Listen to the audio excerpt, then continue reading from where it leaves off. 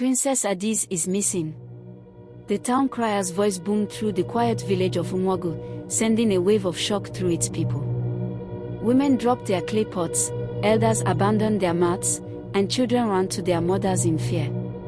The daughter of Adaeze, the mighty king of Unwagu, had disappeared. At the palace, Adaeze's anger shook the walls. His trusted warriors knelt before him, trembling. "Find my daughter, alive or dead," he roared. "No one rests until she is brought back." The villagers whispered among themselves. Some blamed the spirits of the forest. Others accused the hunter, Obinna, who had been spotted speaking to the princess days before her disappearance. "Obinna must know something," said Neka, the loudmouthed weaver. "Why else would the princess talk to a poor hunter like him?"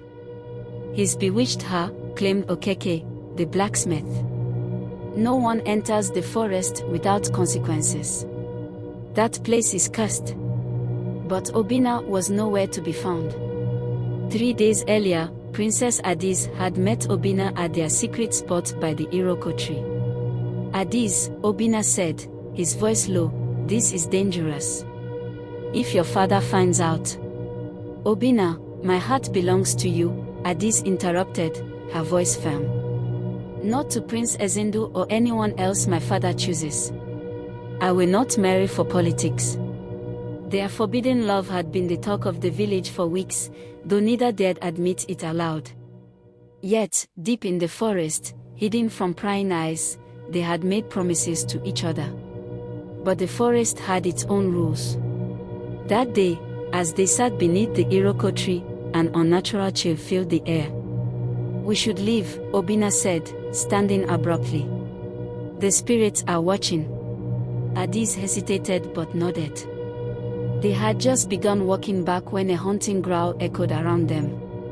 The forest seemed to darken, the shadows growing longer. "Who's there?" Obinna called, gripping his spear. Before them stood a massive black leopard, its eyes glowing red. It was no ordinary animal, this was Agburanwoni, the spirit who protected the sacred forest. "How dare you trespass?" the spirit roared, her voice echoing through the trees. "We meant no harm," Adaeze pleaded, stepping forward. "Please, let us go." But the spirit's gaze fixed on her. "You, a princess, dare defy your father and seek love here. You will bring doom upon your people." Obinna threw his spear, but it passed through the leopard as if it were smoke.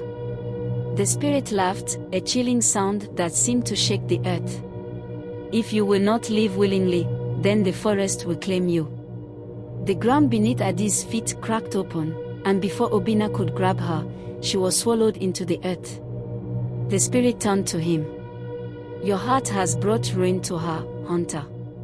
Leave now, or face the same fate." Obinna ran, his cries of grief echoing through the trees. Back in the village, the search parties returned with grim faces. "There's no trace of the princess," they reported. "But we found her scarf tied to an Iroko tree deep in the forest." The elders were summoned to the palace. Adaeze, his face lined with worry and anger, demanded answers.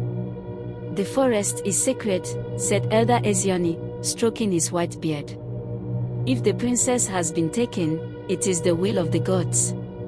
"The gods?" Adaeze thundered. "What have the gods to do with this?" "My daughter is no offering." A frail voice spoke up.